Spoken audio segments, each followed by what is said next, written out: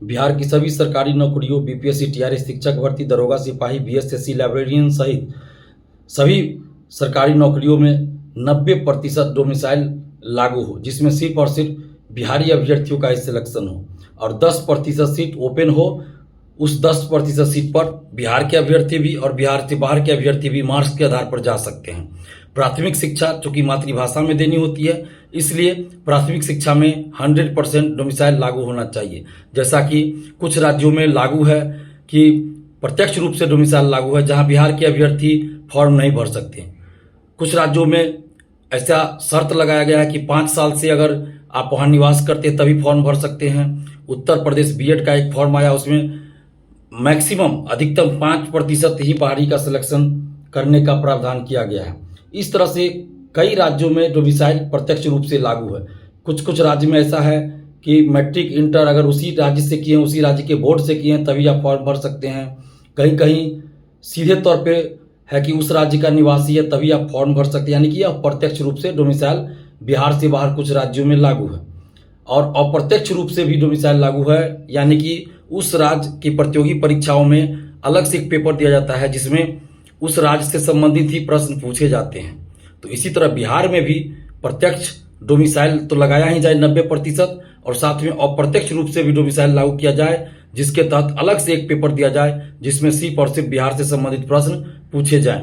35% महिला आरक्षण का लाभ बिहार से बाहर की महिलाओं को भी जनरल कैटेगरी में मिल रहा है। टीआरई 1, 2, 3 में दिव्यांग आरक्षण का लाभ भी बिहार से बाहर के लोगों को दिया गया है।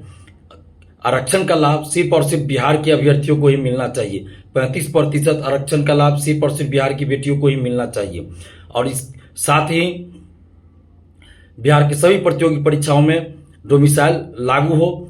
इन्हीं मांगों को लेकर हम लोगों ने 5 जून संपूर्ण क्रांति दिवस के अवसर पर पटना में महाआंदोलन किया था और उस आंदोलन के बाद 5 प्रतिनिधि मंडल को मुख्यमंत्री आवास ले जाया गया, जहां मुख्यमंत्री जी से मिलवाना था, लेकिन मुख्यमंत्री जी वहां मौजूद नहीं थे।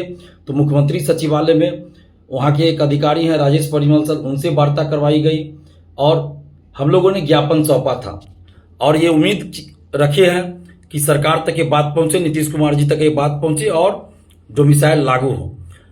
हम लोगों की ये मांग है, हमारी ये मांग है कि पूरे भारत में एक जैसी नियुक्ति प्रक्रिया क्यों नहीं है। जब कुछ राज्यों में डोमिसाइल लागू है तो फिर बिहार में भी डोमिसाइल लागू क्यों नहीं हो सकता है। या तो जिन जिन राज्यों में डोमिसाइल किसी भी तरह से लागू है वहां से डोमिसाइल हटाया जाए, तो हम लोग भी डोमिसाइल लागू करने की मांग नहीं करेंगे।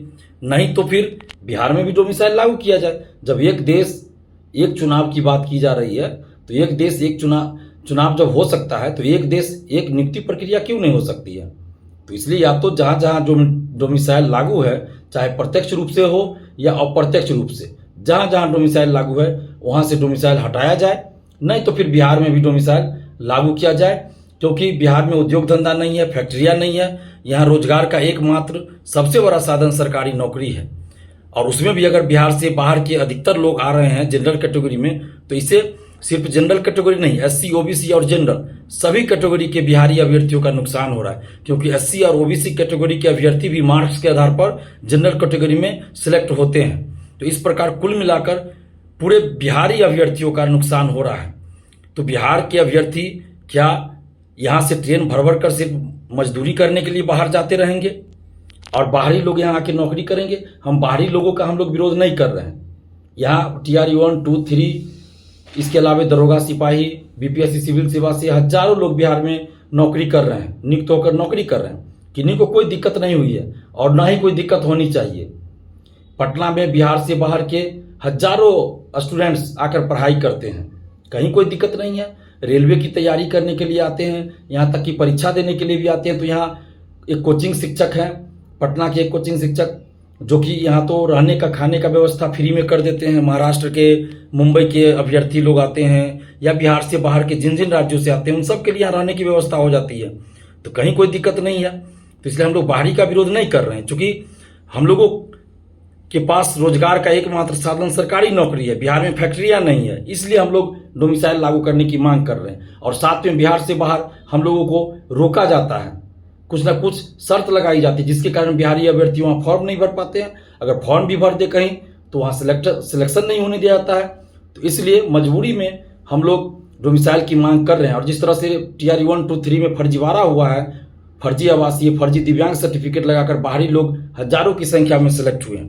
तो इन सब को देखते हुए और आरटीआई से जो डाटा आया है उसमें चौंकाने वाला डाटा है कि आखिर ऐसा कैसे हुआ कि 85%, 80%, 90% जनरल कैटेगरी बाहरी कैसे सिलेक्ट हो गए, बिहार से ज़्यादा बाहरी का सिलेक्शन कैसे हो गया। तो ये चौंकाने वाला डाटा है। तो इसलिए हम सरकार से ये मांग करें कि डोमिसाइल जल्द से जल्द लागू करें।